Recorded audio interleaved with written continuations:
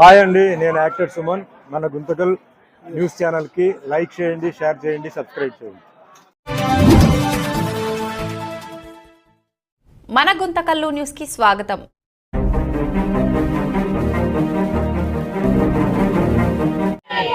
శ్రీనివాసరావును కృష్ణంరాజును వెంటనే మహిళలను అసభ్యకరంగా మాట్లాడినటువంటి కొమ్మినేని శ్రీనివాసరావును కృష్ణంరాజును వెంటనే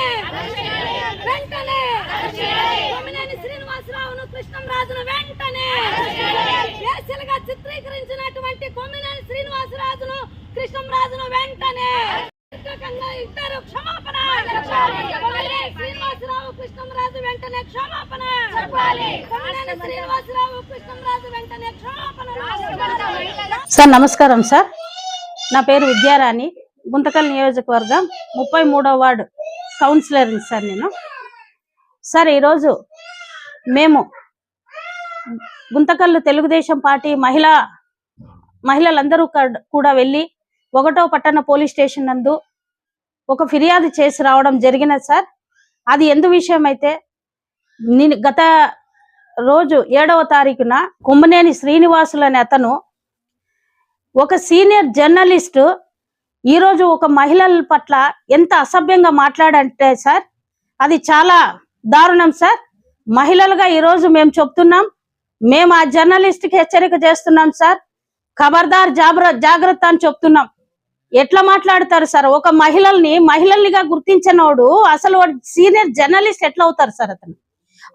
ఆయనకు అసలు మహిళలంటే గౌరవం లేకోకుండా ఈరోజు అమరావతిని రాజధానిగా మేము చూడాలనుకుంటున్నప్పుడు, అమరావతి రాజధాని అని, అమరావతి దేవతలు ఉంటున్న రాజధాని అని ముఖ్యమంత్రి నారా చంద్రబాబు నాయుడు గారు ప్రకటిస్తే ఆయన దేవతలు ఉండేదని ఎలాగంటారు? ఇది దేవతలు ఉండేది కాదు, వేశ్యలుండే రాజధాని అని అతను ప్రకటించడం, అతను డెబిట్ లో మాట్లాడడం చాలా దారుణం సార్.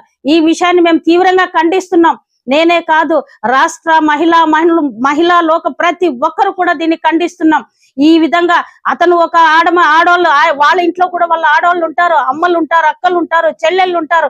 ప్రతి ఒక్క మహిళని కూడా కించపరిచే విధంగా మాట మాట్లాడడం చాలా దురదృష్టం సార్. ఈ విషయం మీద మేము కూడా ఈరోజు వెళ్ళి సిఐ గారికి కంప్లైంట్ ఇవ్వడం జరిగింది. ఆ విషయంపై మేము తక్షణం అతన్ని కొమ్మినేని శ్రీనివాసులు కృష్ణంరాజును కూడా అరెస్ట్ చేసి తక్షణము మహిళలకు అతను బహిరంగంగా క్షమాపణ చెప్పాలా. ఇతన్ని ప్రోత్సహిస్తున్నటువంటి ఇటువంటి నీచమైనటువంటి వాక్యాలను చెప్పేవాళ్ళు నీచంగా మహిళల పట్ల దుష్ప్రచారాలు చేస్తూ మహిళల్ని ఇంత హీనంగా ఇంత అగౌరవంగా మాట్లాడేటువంటి వాళ్ళని ప్రోత్సహిస్తున్నటువంటి మాజీ ముఖ్యమంత్రి జగన్మోహన్ రెడ్డి గారు సాక్షి ఛానల్ డెబిట్ ని గత రోజు చూసే ఉంటారు కదా. సాక్షి ఛానల్లో వచ్చినటువంటి ఆ యొక్క డెబిట్ ను చూసినప్పుడైనా కనీసం ఇది మాట్లాడడం తప్పు అనే జ్ఞానం కూడా లేకోకుండా ఇంతవరకు కూడా వాళ్ళ మీద ఎటువంటి యాక్షన్ లేదు. వాళ్ళ మీద అసలు వాళ్ళు ఎందుకని మాట్లాడాల్సి వచ్చింది? ఆయన అనుకోవచ్చేమో. ఈ రోజు చెప్తున్నాం, మేము మహిళలుగా ఒకటి చెప్తున్నాం, ప్రతి మహిళ మనోభావాల్ని దెబ్బతీసే విధంగా తను మాట్లాడడం ఇది కరెక్ట్ కాదు, ఇది కరెక్ట్ అయిన పద్ధతి కాదు.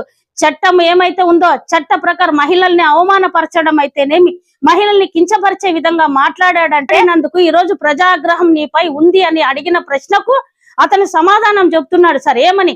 అవును, నేను మాట్లాడినది ఆ విధంగా కాదు, ఈ విధంగా మాట్లాడా. అక్కడ ఎయిడ్స్ వ్యాధిగ్రస్తులు ఉన్నారు, చుట్టుపక్కలంతా వ్యభిచారం చేసేటోళ్ళు ఎవడని చెప్పరు. ఎట్లా మాట్లాడతారండి మీరు? అసలు ఈ విషయాన్ని మాట్లాడడానికి మీకు ఎట్లా మాట్లాడాలనిపించింది? పోనీ మీరు అనడానికి వెనక ఎవరన్నా ఉండి మీతో ఈ విధంగా మహిళలు అంటే ఏమి మాట్లాడాలో తెలియక, ఇంకా ఏ బురద చల్లాలో తెలియక, సంవత్సర కాల పరిపాలనను మేము బురద చల్లి వీళ్ళకి ఏదో ఒక రకంగా మసిపోయాలన్న ఉద్దేశంతో ఈ రోజు అమరావతిని అభివృద్ధి చేద్దామని, అమరావతి అభివృద్ధి రాజధాని కావాల 3 రాజధానులన్నీ ప్రకటించినా కూడా ఇంతవరకు మన ఆంధ్రప్రదేశ్ కు రాజధాని లేకుండా పోతే ఈరోజు రాజధానిని తీసుకొద్దామన్న ఆలోచన ఒక ముఖ్యమంత్రిగా ఆలోచిస్తూ ఉంటే ఈ రోజు వీళ్ళు డెబిట్లు పెట్టి డెబిట్ల ద్వారాగా ఈ రోజు మహిళల్ని అగౌరవంగా మాట్లాడితే ఎటు తిరిగి పరిపాలనను పక్కదోరి పట్టించే ప్రయత్నాలు చేస్తున్నారు తప్ప వీరు ఎన్ని ప్రయత్నాలు చేసినా ఏమి చేసినా ఎక్కడ కూడా ఎటువంటి ఇబ్బంది కలగదు. ఒకటే చెప్తున్నాం, ఖబర్దార్ మీరు మహిళలను జోలికి వచ్చారు, మహిళల్ని కించపరిచారు. వెంటనే వీరిని అరెస్ట్ చేసి వీళ్ళ మీద కేసు నమోదు చేసేంత వరకు ఆంధ్రప్రదేశ్ లో ఉన్నటువంటి ఏ ఒక్క మహిళ కూడా ఊరికే వదిలిపెట్టే ప్రసక్తే లేదు. ఈ విషయంలో మేమందరూ కూడా ఎక్కడైనా ధర్నాలకు గాని పోరాటాలు కూడా సిద్ధపడతాం. ఎందుకంటే ప్రతి మహిళ మనోభావాల్ని దెబ్బతీసే విధంగా ఇతను మాట్లాడే ఒక యాంకర్, సీనియర్ జర్నలిస్ట్ ఎక్కడ ఏడ్చిందయ్యా నీ సీనియర్ జర్నలిజం? నీ సీనియర్ జర్నలిజం మహిళల్ని ఈ విధంగా మాట్లాడమని నేర్పిందా? నీ సీనియర్ జర్నలిజం నీ మహిళల్ని ఈ విధంగా వేశ్యలుగా గుర్తించమని చెప్పిందా? ఏ వేశ్యని ఎవరిని గుర్తిస్తున్నావు? ఈ రోజు వేశ్యని చెప్పడానికి కూడా చట్టాలు చెప్పలేదు. ఆ వేశ్యని మాట్లాడడం కూడా చట్ట ప్రకారం నేరమని నాకు తెలియదా? దయచేసి చెప్తున్నాం, మరొకసారి హెచ్చరిస్తున్నాం, ఈ విషయం మీద మాకు బహిరంగ క్షమాపణ చెప్పాలి, వారిని శిక్షించాలి.